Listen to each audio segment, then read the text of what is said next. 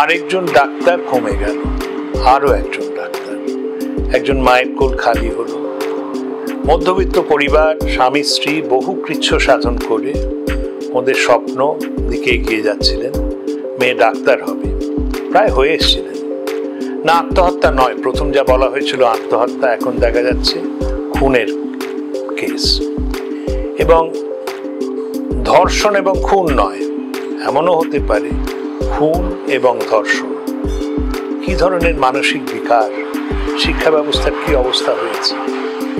এখন বলুন তো, ভরসা করে আপনি আপনার যুবতী মেয়ে কিংবা ছোট মেয়েকে school, college, medical college, engineering কলেজে পাঠাতে পারবেন?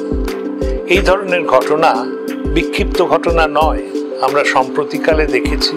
এটা হচ্ছে বিশ্ববিদ্যালয়, ইঞ্জিনিয়ারিং কলেজে, মেডিকেল কলেজে, না অন্য কোথাও নয়, খোদ কলকাতার বুকের উপর।